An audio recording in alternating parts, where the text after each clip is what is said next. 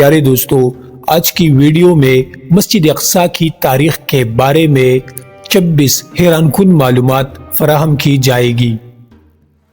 فلسطین کی تاریخ اور قبل اول بیت المقدس کی تاریخ سے متعلق آپ کے بچے بھلے آپ سے پوچھے یا نہ پوچھے، آپ انہیں یہ ضرور بتایا کیجئے کہ ہم فلسطین اور بیت المقدس سے اس لیے محبت کرتے ہیں کہ پہلا، فلسطین انبیاء علیہ السلام کا مسکن اور سرزمین رہی ہے۔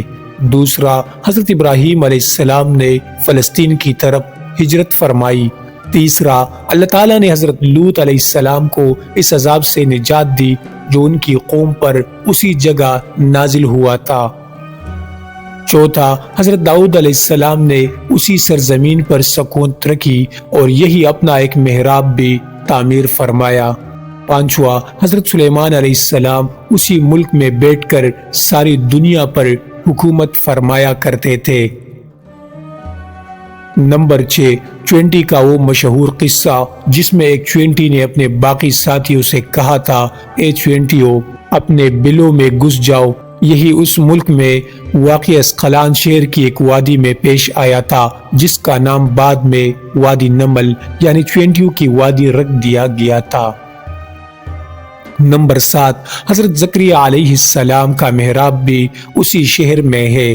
نمبر 8، حضرت موسیٰ علیہ السلام نے اسی ملک کے بارے میں اپنے ساتھیوں سے کہا تھا کہ اس مقدس شہر میں داخل ہو جاؤ۔ انہوں نے اس شہر کو مقدس، اس شہر کے شرک سے پاک ہونے اور انبیاء علیہ السلام کا مسکن ہونے کی وجہ سے کہا تھا۔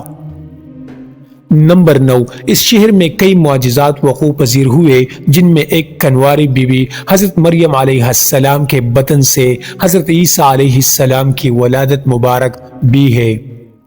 نمبر 10، حضرت عیسیٰ علیہ السلام کو جب ان کی قوم نے قتل کرنا چاہا تو اللہ تبارک و تعالیٰ نے انہیں اسی شہر سے آسمان پر اٹھا لیا تھا۔ نمبر 11، ولادت کے بعد جب عورت اپنی جسمانی کمزوری کی انتہا پر ہوتی ہے، اسی حالت میں بی بی مریم علیہ السلام کا کھجور کے تنے کو ہلا دینا بھی ایک معجزہ الہی ہے۔ نمبر 12، قیامت کی علامات میں سے ایک حضرت عیسیٰ علیہ السلام کا زمین پر واپس تشریف اسی شہر کے مقام سفید مینار کے پاس ہوگا۔ نمبر 13، اسی شہر کے ہی مقام باب لد پر حضرت عیسیٰ علیہ السلام مسیح دجال کو قتل کریں گے۔ نمبر 14، فلسطین ہی ارضی محشر ہے۔ نمبر 15، اسی شہر سے ہی یاجوج و ماجوج کا زمین میں قتال اور فساد کا کام شروع ہوگا۔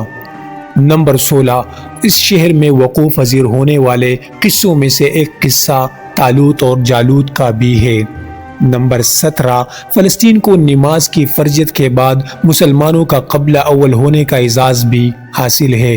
ہجرت کے بعد حضرت جبرائیل علیہ السلام دوران نماز ہی حکم ربی سے آقا علیہ السلام کو مسجد اقصی فلسطین سے بیت اللہ کعبہ کی طرف رخ کرا گئے تھے۔ جس مسجد میں یہ واقعہ پیش آیا وہ مسجد آج بھی مسجد قبلتین کہلاتی ہے۔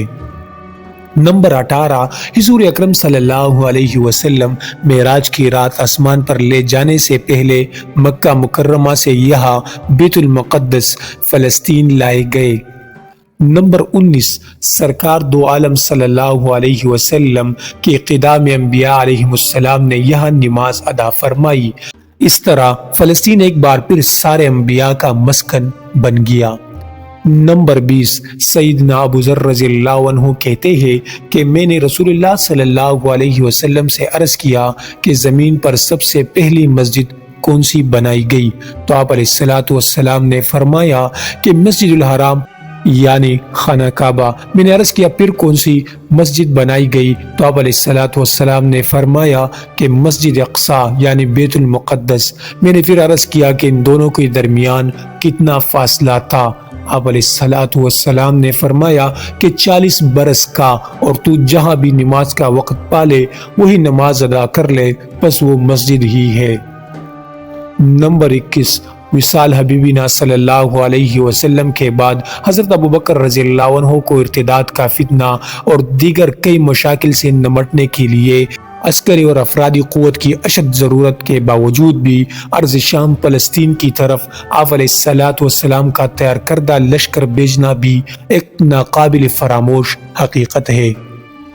نمبر 22، اسلام کے سنہری دور فاروقی میں دنیا بھر کی فتوحات کو چھوڑ کر ماضی فلسطین کی فتح کے لیے خود سیدنا عمر رضی اللہ عنہ کا چل کر جانا اور یہاں پر جا کر نماز ادا کرنا اس شہر کی عظمت کو اجاگر کرتا ہے۔ نمبر 23، بیت المقدس کا نام قدس قرآن سے پہلے تک ہوا کرتا تھا، قرآن نازل ہوا تو اس کا نام مسجد اقصی رکھ گیا۔ پیارے دوستو، مزید تاریخی واقعات اور قصص الانبیاء کے لیے چینل کو ضرور سبسکرائب کریں۔